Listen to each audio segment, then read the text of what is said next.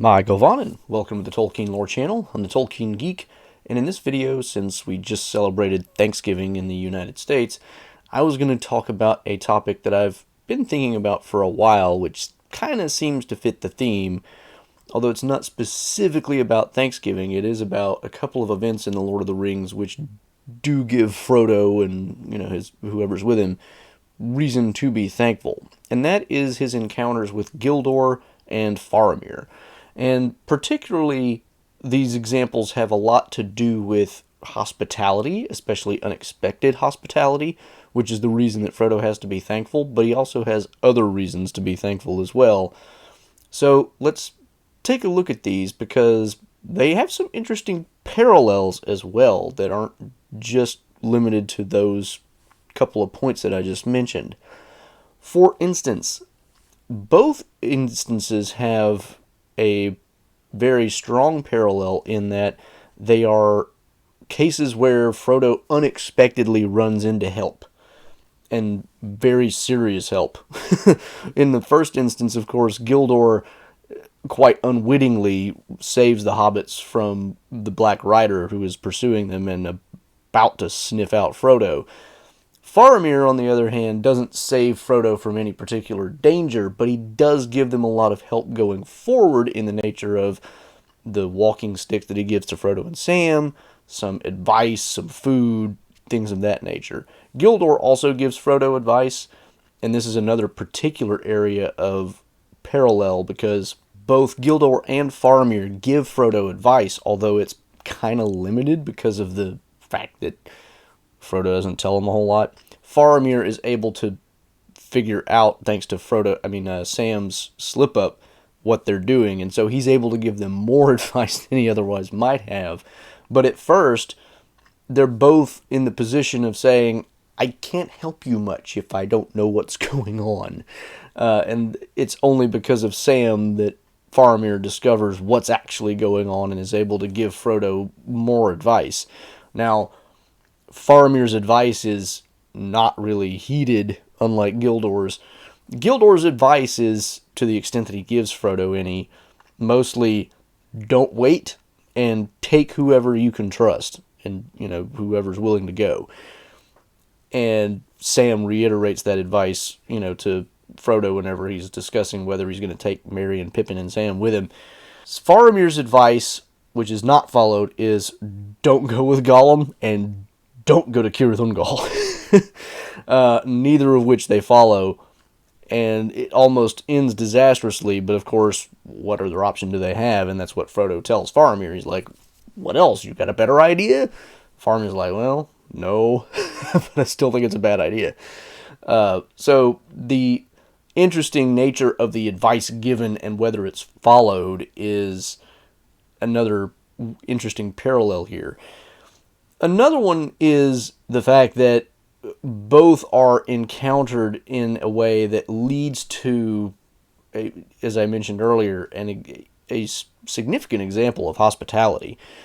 Gildor, of course, ends up inviting the hobbits along to go to their kind of temporary dwelling at Woodhall, where they kind of wine and dine them, literally, pretty much.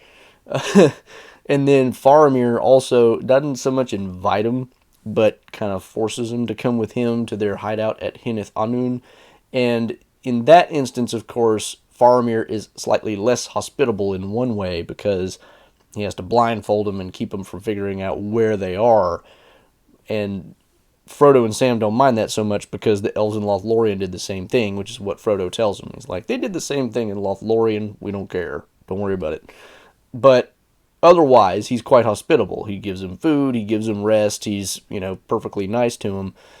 Although he does have to kind of push Frodo at first on, who are you, why are you here, what are you doing? So, Faramir is in a very different position than Gildor, who is, if not exactly an intruder in the Shire, at least not a permanent resident. Whereas Frodo is more of a permanent resident, although he doesn't really have any authority over Gildor either. Faramir, on the other hand, is in the position of being the son of the Steward of Gondor, the only remaining son, and the current, commander of the troop he's in, and therefore he has the duty and obligation to make sure that Frodo's not going to be some kind of a problem for Gondor. And so he has not only kind of this duty of hospitality in some sense, kind of generally, but also a very specific duty to do what he needs to do in a military sense. Gildor is not in that position, which actually makes Faramir's hospitality all the more significant, because he doesn't have to go out of his way to be nice to Frodo. I mean, he takes Frodo and Sam to his hideout, not out of hospitality, but once they're there, he treats them as hospitably as possible. And even when the whole blindfolding thing comes up, he even tells his men, like, blindfold them, but don't, like, be rough with them or anything like that. They'll promise not to try to do anything, so just guide their steps and they'll be fine. So he treats them extremely nicely, for somebody who's in a really precarious military position. He's got no particular reason to trust Frodo and Sam, so the fact that he does trust them that much and then is really nice to them at Hineth Anun and everything else is really significant. One area which is obviously not parallel is Gollum. And this is another area where Faramir really gives in a lot. Gollum is not with Frodo at the time that Gildor meets him, by any stretch. But he is with Faramir. And Frodo at first kind of hides, as much as he can about Gollum. He doesn't tell him much. He just tells him he's like somebody that I'm with, but I'm not really responsible for him. Faramir goes out of his way to not enforce the rules and kill Gollum when he enters the pool at Hineth Anun, so that he can continue being nice to Frodo, which is a really big deal. Faramir is going out on a limb here, and he wakes Frodo up and says, "Hey, I think I found your companion, and he's kind of breaking the rules, but we didn't kill him, so we need to figure out what to do with this." And he lets him go down and try to get Gollum to kind of go peacefully, which doesn't work out too well. And this is, ironically, one of the issues that really cements Gollum in the position of not liking Frodo, because he thinks he's been betrayed. In the book, of course, the story progresses in a way that it's not the final straw that breaks his back like it is in the movie. So if you haven't read the book and you're only familiar with the movie, there's another point later on where Gollum is kind of on the verge of turning back and looking at Frodo and Sam sleeping peacefully together, and then Sam wakes up seeing Gollum kind of almost caressing Frodo's knee or part of his leg, and then he wakes up and sees this and he gets all mad, like he thinks Gollum is trying to sneakily do something, and berates him for it, and that kind of is what kills Gollum's potential for turning back for good. So in the book, it's not Faramir's mistreatment of Gollum, which doesn't really happen. Faramir and his men don't mistreat Gollum at all, although he takes it as mistreatment because he's been forcibly taken, and he doesn't really seem to grasp the significance. But Frodo actually does tell Gollum, hey, these people are actually being nice to you because they should have killed you. Don't treat that like it's, they're being mean or like it's something to be disdained. So how much of that Gollum actually gets versus how much of it he thinks is just a lie, hard to say. But again, Frodo himself, in saying that, is speaking to the hospitality of Faramir. Now, one of the other minor parallels here is the food. And the food is kind of an interesting parallel, because whereas Faramir is able to give better advice, he's not able to give nearly as good in the sense of food that Gildor does. Because when Gildor gives the hobbits food, it's described in a way that is just like beyond description. It's like they can't really describe how good it is because it's just really, really good. Faramir, when he gives him food, basically can give him water and some, old wrinkled apples and a few other things. And he's like, it's not the best thing ever, but it'll serve, and so but nevertheless, that gift of food is a huge deal because they're running low on provisions and are about to go into Mordor where they may not be able to get anything for a long time. Unfortunately, they lose what little they had left of Faramir's provisions once Frodo gets captured, because, they're not going to leave that food there. But they didn't touch the Limbus, luckily, being orcs. And Sam keeps what he has as well.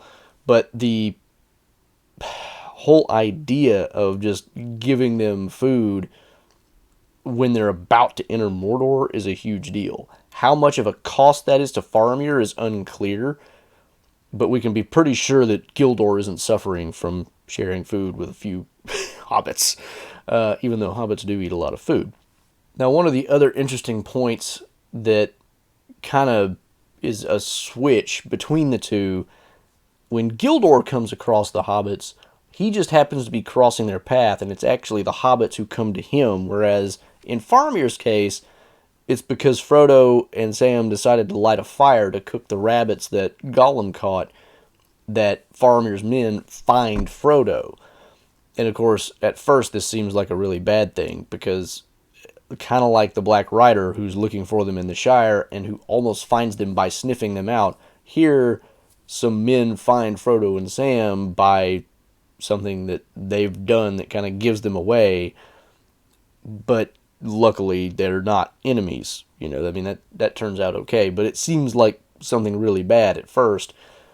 But it's interesting too, because Faramir could turn out to be an enemy, unlike Gildor, who, though he doesn't have any particular stake in what Frodo is doing because he doesn't know that he does, because he doesn't know what Frodo is doing, Faramir has a huge stake in what Frodo is doing, regardless of what it is, because Frodo is wandering through a battleground territory in the biggest war, Middle-earth has seen in centuries, probably. So the fact that Faramir finds him, rather than him going to, Gildor, kind of the opposite, it puts Faramir both in kind of the position of the Black Riders, but also in the position of Gildor, weirdly. And it's just kind of interesting how Tolkien keeps using these same kind of concepts over and over, and just kind of reusing them in different ways, tweaking and turning them on their heads, using a different setup to do kind of the same thing. So ultimately, what do we take from this encounter, or these two encounters? It seems kind of important to Tolkien that this kind of hospitality is a big deal. It's one of those things, and this probably comes from his time studying medieval literature and whatnot. Hospitality comes up a lot in those kinds of medieval tales, like the idea of taking somebody completely unknown, and that may even be dangerous, into your home and treating them hospitably. This is a recurrent theme in a lot of old stories, like the Arthurian legends even, and, just read your medieval literature. This is a really common thing. And it's important because it was a very important virtue, may not be the right word exactly, but it was a very important character trait to have in those times. And part of that is, it very much stems from the Christian background of medieval Europe, because you've got passages in the Bible that talk about hospitality. Paul at one point says, or is it, I forget, maybe it's not Paul, maybe it's Peter, but one of the two of them writes to whichever congregation they're writing to and says, don't forget to be hospitable to strangers. Some people have entertained angels unawares. So this idea that you should be hospitable, because you never know who you're turning away if you turn somebody away. And this turns out to be very true. If Gildor had been serious and not joking about, we don't need your company, we don't care about hobbits, that was of course a joke on Gildor's part. But if he had been serious and had basically turned Frodo away, Frodo might have been caught by the Black Riders, and then that would have been the end of the story. Would have been pretty bad. Similarly, if Faramir had not, he was going to take Frodo in regardless, for the exact opposite reason, sort of. It's like he can't ignore Frodo, whereas Gildor kind of jokingly wants to ignore Frodo. But if he had not been hospitable and given him some support and let him go on his way, that too would have been disastrous. And both of these two people have harbored, basically the person on whose shoulders rests the fate of Middle-earth. And it's their actions that allow him to get to where he needs to be. So that idea of hospitality being really important, because you just never know how important that's going to be. That's a big deal, and so these are not even the only two examples of that kind of hospitality in Tolkien's writings. I just bring these two up because they are interestingly parallel within the same story, or discordantly parallel, in some cases. So it's really interesting to look at that, because it not only gives us an idea of how Tolkien, like so many of these other parallels that I brought up in other videos, how he can reuse the same ideas, the same concepts, and just twist them a little bit and make them a totally different thing almost. But also it gives us kind of an insight into the kinds of things that Tolkien thought was important. This is a very significant element in Middle-earth morality, as it were. And it kind of goes back to that whole medieval conception. This is a very important thing. Like, if you, again, like, pick your Arthurian story, there's so many of them where, like, the Green Knight, Gawain, comes and stays with a guy who turns out to be, the Green Knight. But Gawain doesn't know that. But the knight treats him extremely courteously and hospitably. And this was, in this particular case, it's one knight hosting another knight, which is kind of an expected behavior. But there's other stories in the Arthurian mythology that deal with, just regular people taking in other, either knights or whoever, being hospitable. And also there's cases of people not being treated hospitably, and that kind of comes back to bite them. It tends to happen that way. Like, if you're hospitable to somebody you don't know, it tends to turn out well. If you are unhospitable or inhospitable, typically something bad is going to result. So it's a really important morality issue in Tolkien's mind, I think, because this is the background that he has as a scholar, as a writer, all of this stuff. So those were just a couple of examples. Like I said, there are others. I mean, Tom Bombadil is hospitable, the elves in Lothlorien are hospitable, all this stuff. But like I said, these two were really interesting parallels that I thought were worth looking at in a little more detail. So give me your thoughts on this. Do you have anything else to add to the conversation on this topic? I'd be interested in hearing any of that. There are other parallels, even probably just between Gildor and Faramir, that would be interesting to look at. But put those in the comments below. Like and share the video if you enjoyed it. Make sure you subscribe to catch more of my content if you're not already. And hit the bell icon on YouTube if you want to make sure you don't miss anything. Check the description below, of course, for social and other platform links, as well as support links. And until the next time, I'm the Tolkien Geek, signing out for the Tolkien Lore channel. Namarie. Thanks to all my channel supporters, especially elf friends Paul Leone and Nathan Dufour.